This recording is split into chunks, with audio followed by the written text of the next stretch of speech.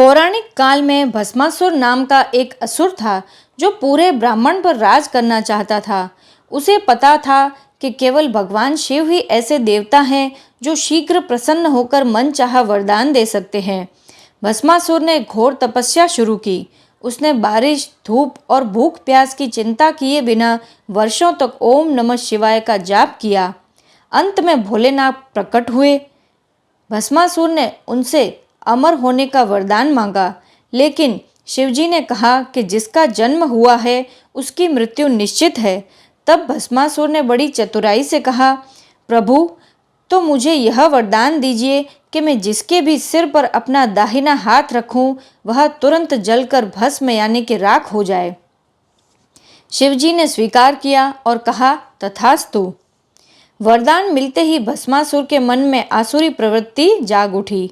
उसने सोचा, अगर मैं शिवजी को ही भस्म कर दूं तो माता पार्वती मेरी हो जाएगी और तीनों लोकों में मुझसे बड़ा कोई नहीं होगा। वह अपना हाथ उठाकर शिवजी की तरफ दौड़ने लगा। शिवजी उसकी मंशा समझ गए और वहां से भागने लगे। यह एक अजीब दृश्य था। सृष्टि के संहारक खुद अपने ही दिए वरदान से बचने के लिए भाग रहे थे। शिवजी भागते हुए भगवान विष्णु के पास पहुँचे और सारी स्थिति बताई।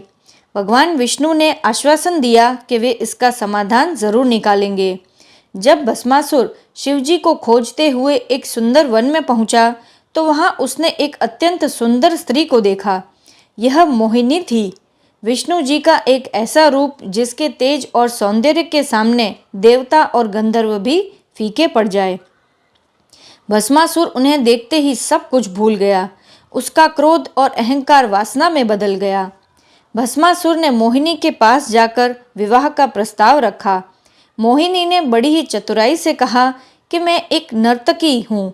मैंने प्रण लिया है कि मैं उसी से विवाह करूंगी जो नृत्य कला में मुझे हरा सके। क्या तुम मुझ जैसा नृत्य कर सकते हो? मोहित हो चुका भस्मासुर पूरी तरह उनके वश में था। उसने तुरंत हाँ कर दी। मोहिनी ने नृत्य शुरू किया। वे जैसे जैसे थिरकती, भस्मासुर भी वैसा ही करता। मोहिनी ने कई कठिन मुद्राएं की। कभी हाथों को ऊपर उठाया, कभी कमर को लचकाया और कभी धरती पर झुककर प्रणाम किया। भस्मासुर हर एक मुद्रा को सावधानी से दोहरा रहा था। नृत्य की गति बढ़ती गई। भस्मासुर पूरी तरह से नृत्य के ताल और मोहिनी की मुस्कान में खो गया। तभी मोहिनी ने एक ऐसी मुद्रा की जिसमें उन्होंने अपना दाहिना हाथ अपने सिर के ऊपर रखा।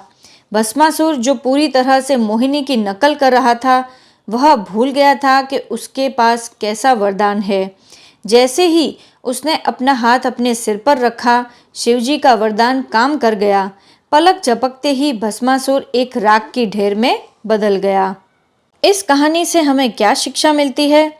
भस्मासुर को लगा कि वह वरदान का प्रयोग करके ईश्वर से ऊपर उठ सकता है, लेकिन वरदान ही उसके विनाश का कारण बना। भस्मासुर के पास अपार शक्ति थी, लेकिन विवेक नहीं था। विष्णु जी ने दिखाया कि बुद्धि से किसी भी शक्तिशाली शत्रु को हराया जा सकता है। जब भी संसार में बुराई हद से बढ़ जाती है, तब कोई न कोई दिव्य शक्ति यानी कि मोहिनी रूप लेकर आकर उसे संतुलित करती है।